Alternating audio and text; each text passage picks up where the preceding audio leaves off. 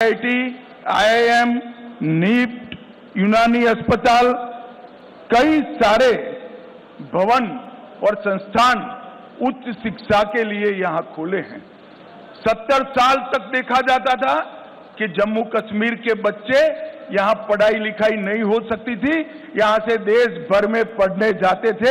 आज देश भर के बच्चे जम्मू कश्मीर में पढ़ने के लिए आ रहे हैं और एक अच्छा संदेश लेकर देश में जा रहे हैं। रेवेन्यू डेफिसिट वाले स्टेट के अंदर जल विद्युत बड़ा विकास का मार्ग प्रशस्त करने वाला था।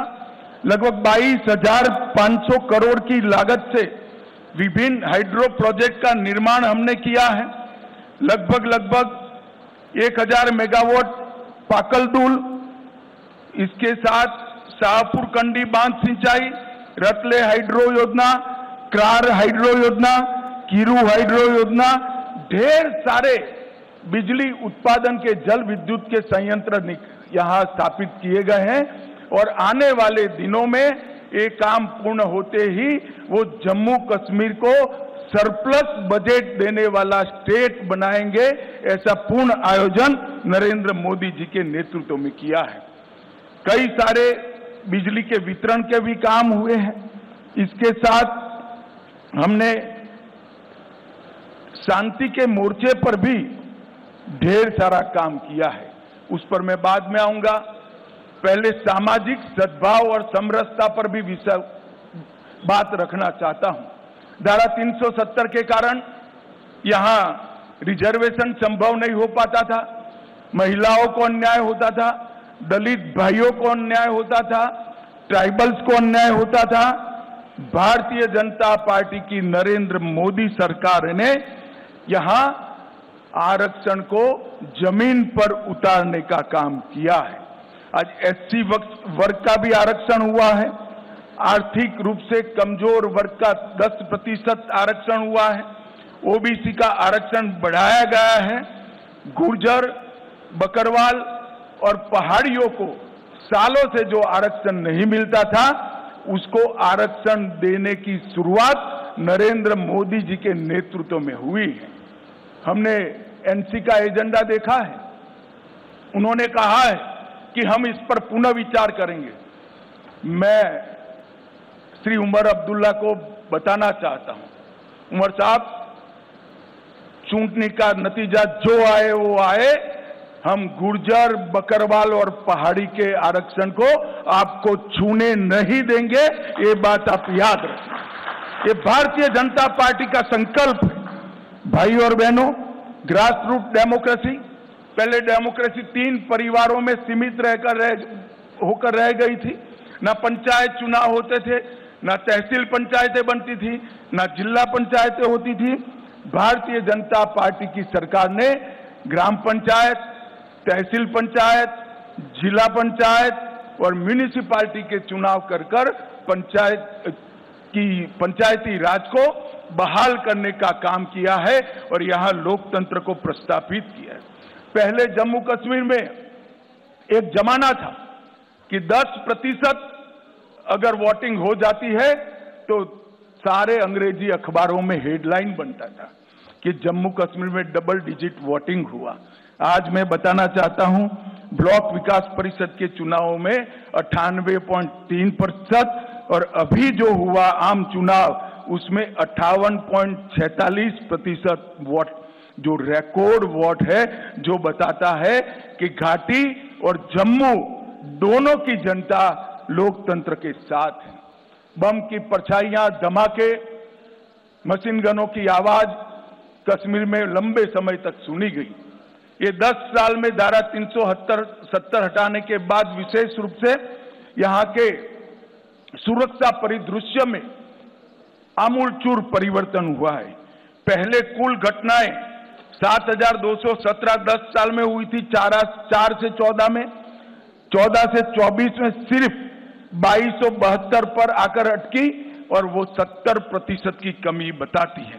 कुल मृत्यु में 66% और नागरिकों की मृत्यु में 80% कमी दर्ज करने का काम हमारे प्रशासन ने किया है और सिक्योरिटी फोर्सेस की मृत्यु में भी भारी मात्रा में कमी आई है।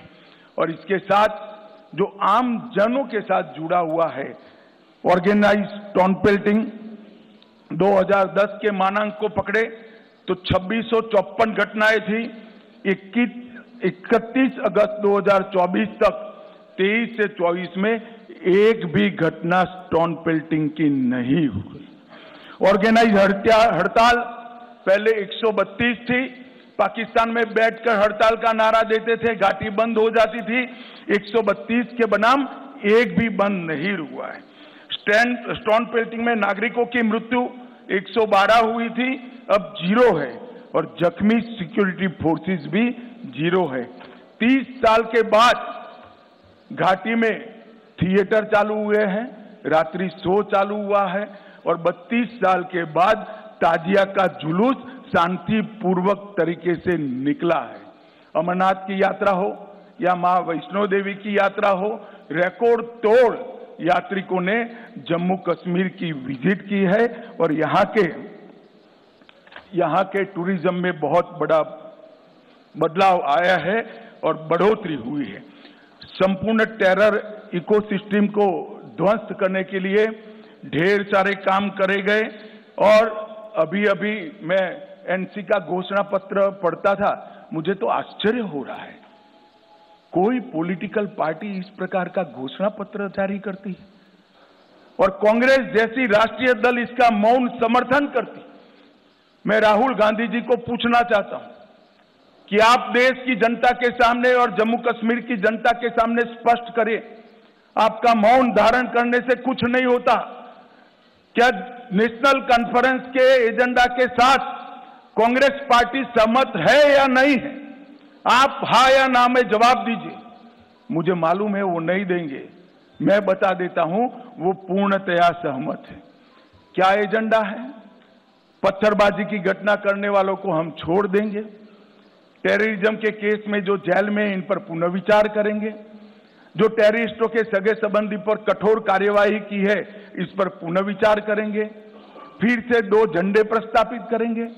क्या कांग्रेस पार्टी ये एजेंडा के साथ सहमत है? क्या आप 370 फिर से वापिस लाना चाहते हो? इसकी बात आपने करनी चाहिए।